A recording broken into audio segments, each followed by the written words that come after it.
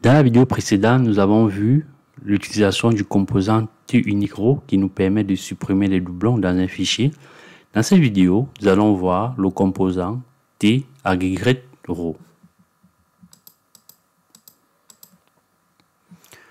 Il faudrait noter que le composant TAggregateRow permet de fournir un jeu de métriques basé sur des valeurs ou des calculs. Donc, avec du TAggregateRow, on peut faire du group by, voilà, pour définir un ensemble d'agrégations dont les valeurs sont utilisées pour les calculs. Les opérations de calcul qui peuvent être faites avec le TAggregateRow, nous avons par exemple count, min, max, average, donc la moyenne, la somme, etc. Donc il y a plusieurs opérations qui peuvent être faites avec ce composant-là.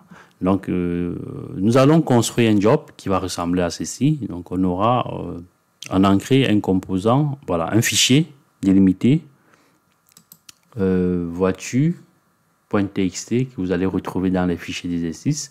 Donc, notre fichier voiture.txt contient le nom de voiture, l'année de fabrication de ces voitures, le prix et la quantité. Donc, nous avons le nom de voiture Toyota, Fiat et Renault. Voilà. Nous allons travailler sur ce fichier-là. Donc, on va récupérer ce fichier-là. On va appliquer des opérations de traitement avec le TAggregateRow. Et ensuite, on va afficher des résultats dans une console. On va passer tout de suite sur Talend. Donc, on va créer un nouveau job. Toujours au niveau de notre répertoire traitement de données. On va faire un clic droit. Créer job. Ce job-là, on va l'appeler agrégé données. Voilà, tout simplement, ou données agrégées.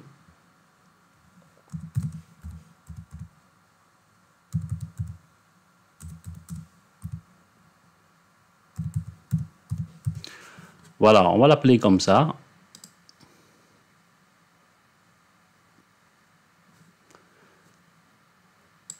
Et nous aurons besoin de trois composants.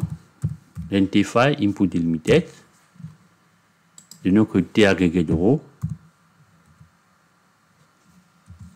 qui est là, ça vous savez le faire. Et enfin de notre TaylorRow. Nous allons paramétrer notre composant TAggregateRow. Alors on aura besoin de quoi? On aura besoin de 4 colonnes, nom, voiture, année, prix et quantité. Donc, on va cliquer sur modifier le schéma et puis on va rajouter nos 4 colonnes.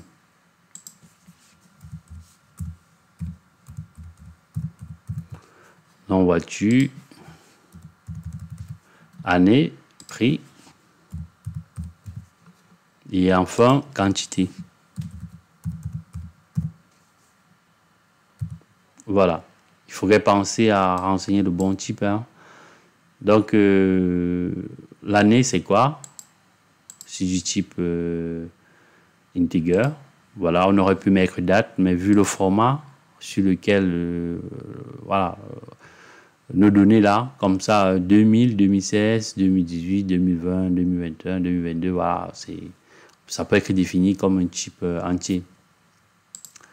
Le prix, pareil, c'est du type integer. La quantité, c'est du type integer. Voilà. On va cliquer sur OK.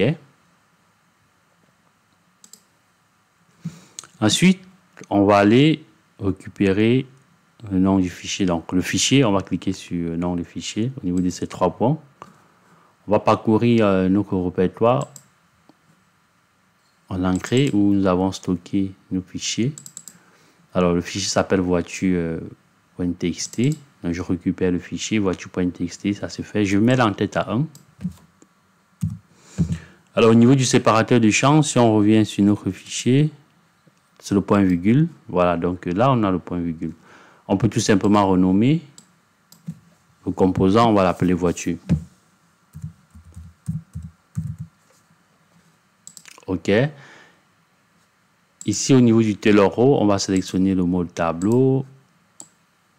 On va renommer, on va l'appeler console. Ça c'est fait. Donc on va pouvoir connecter nos différents composants comme ceci.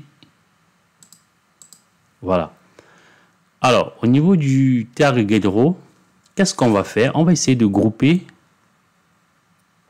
On va faire un groupe by. Donc on va grouper nos voitures par nom et on va faire des opérations de calcul telles que la somme. Donc on va grouper nos voitures par nom et puis on va calculer le prix total des ventes de ces différentes voitures par marque ou par nom de voiture.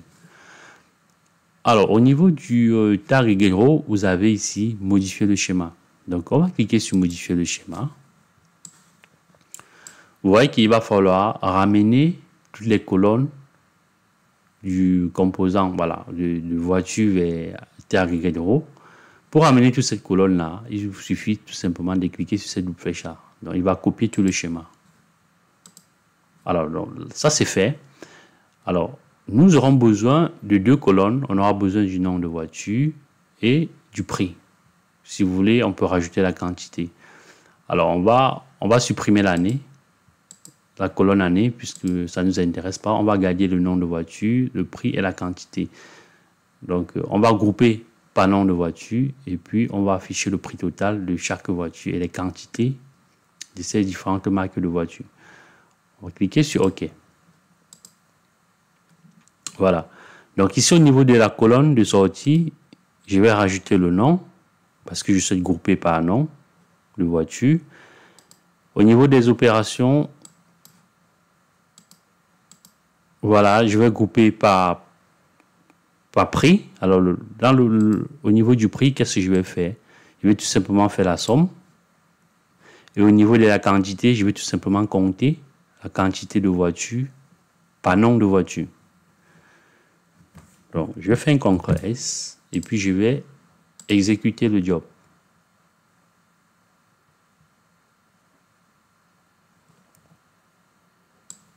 Voilà. Vous voyez que on a fait un groupe by par nom, donc on a groupé par nom. On a les Toyota, la somme, voilà le prix total, donc on a 147 400, voilà c'est la somme de toutes les voitures de marque Toyota et on avait 6 voitures. Au niveau des Fiat, on a 245 000, on a 4 voitures Fiat, donc si je reviens sur mon fichier de départ, vous voyez que voilà ici on avait 6 voitures Toyota. On a groupé par marque de voiture. On avait la carte Fiat et Saint-Renault. Donc on a fait la somme des différents prix. Et aussi, on a compté les différentes voitures. On a compté les voitures par marque. Donc ça, c'est une opération de group by. Voilà. Donc, dans cette vidéo, vous avez appris comment utiliser le composant T-Aggregate Row pour faire des opérations de calcul, pour faire du group by.